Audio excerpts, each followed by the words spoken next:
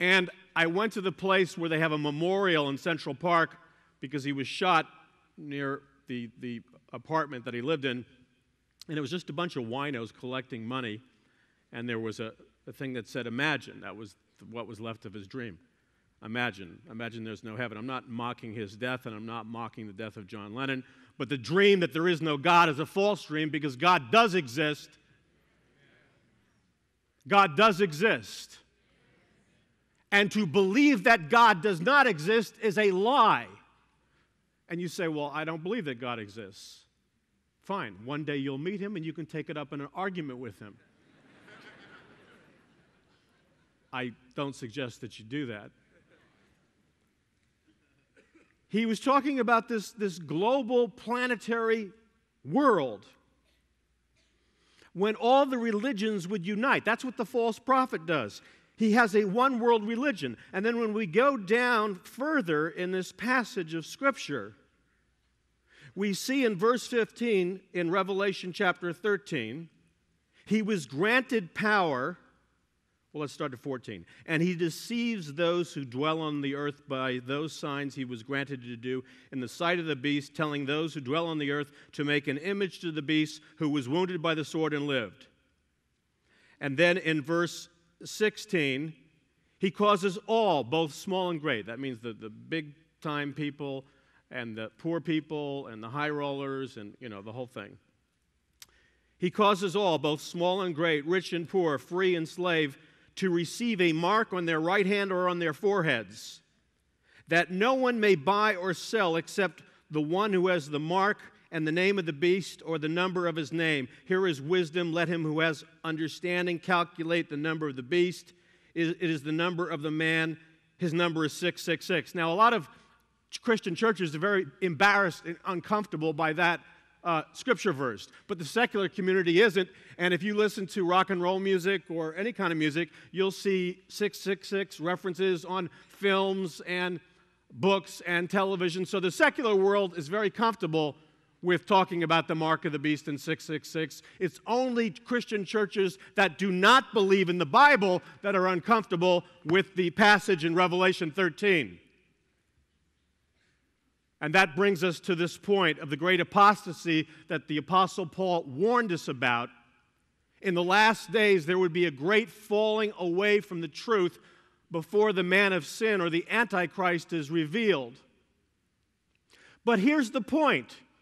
Notice how the world's greatest spiritual leader, the false prophet, the head of a coming one-world religion, how the head of a coming one-world religion is also the individual who is responsible for determining whether or not you can participate in the economic system and buy and sell. In other words, this spiritual leader causes people to worship the Antichrist, and he also has the ability to give you, if you're here, I'm not going to be here, the mark of the beast.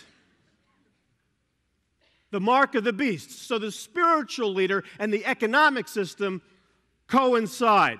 Thus, the back of the dollar bill, it's not an accident that there are spiritual symbols on the back of your dollar bill. By the way, as a side note, the Federal Reserve System, which is controlling our finances, has nothing to do with the federal government. I'm sure you know that, right? You all know that, right? It's not federal.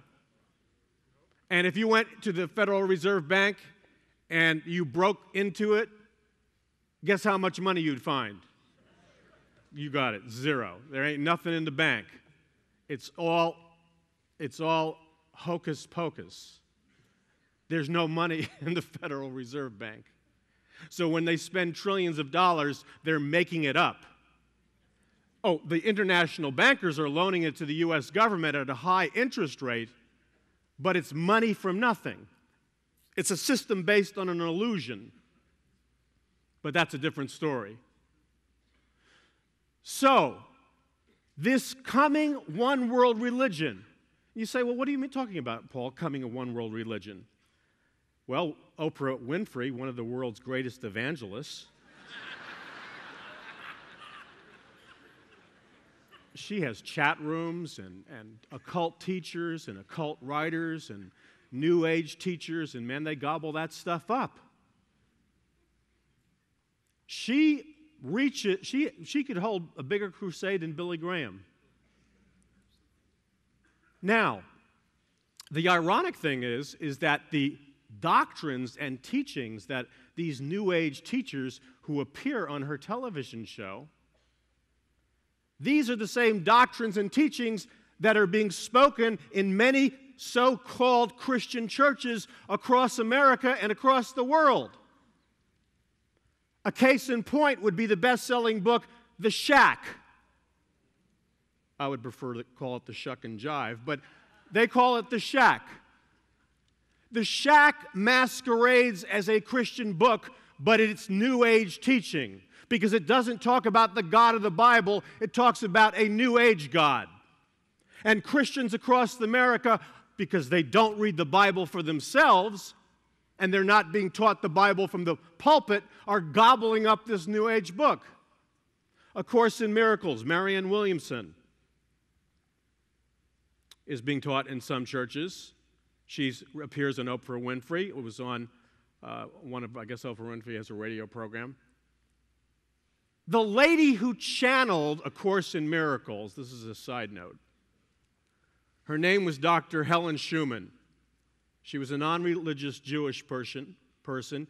She collaborated with a man named Dr. William Thetford in 1958. Now listen carefully. How many of you saw the movie The Bourne Identity? Don't lie. You guys go to the movies. He was programmed, right? He was, I guess it was the CIA they programmed him, right, to be an assassin. They erased his identity and they programmed him. How many of you saw the movie The Manchurian Candidate with Denzel Washington? Those are all based on true stories. Because, let me share something very briefly with you. And it interfaces very, very closely with the coming one world religion. The occult and technology go hand in hand.